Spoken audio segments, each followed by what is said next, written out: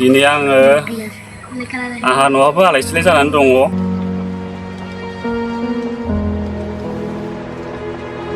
रायजोफोरखौ लोगो मोननानै रायजोफोरनि अननाय सिबिनायखौ मोननानै आङो जोबोद गोजोननाय मोन्दों आरोखि। दिनै आंहा बिमा बिफायाबो दिनै आं आलाय सिलाय जानानै दङ। दिनै आंहा बिमायाबो उन्दै समावनो आं गोमाजानाय।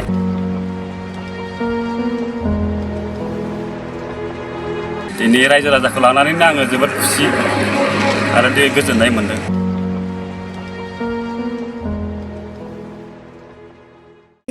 दिनै आङो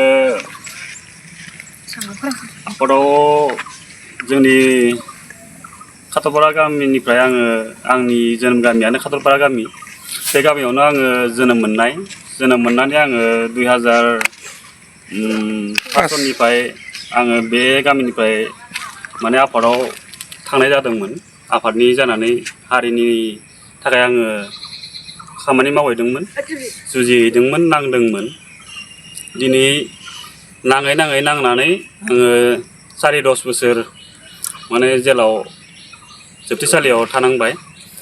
थानायनि उनावहाय आङो थांनाय मे मासनि 2025 मायथाइनि 5 खालार खालि आंखौ सेन्ट्रेल जेलनिफ्राय नलबारि जेलाव लाना फैदोंमोन। बिनि उनावहाय आं नलबारि जेलनिफ्राय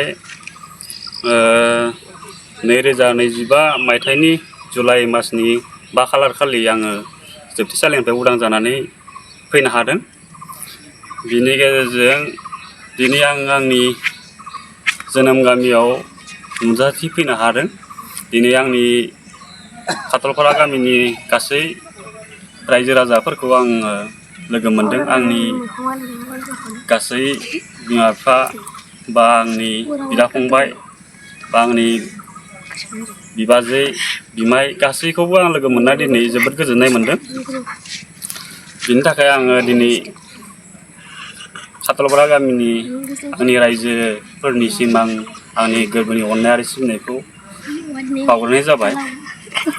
दिनै आंहा न'आवबो आलाय सिलाय जानानै दङ।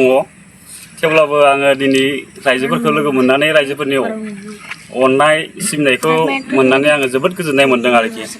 दिनै आंहा बिमा बिफायाबो दिनै आं आलाय सिलाय जानानै दङ। दिनै आंहा बिमायाबो उन्दै समावनो आं गोमाजानाय। दिनै रायजो राजाखौ लानानैनो आङो जोबोद खुसि आरो गोजोननाय मोन्दों। बेखिनिखौनो आङो फिन रायजो राजानिसिम जोंनि खाथरपारा गामिनि रायजो राजासिम फिन गोजोननाय बावहरफिननानै आंनि बिबुंथिखौ एसेयावनो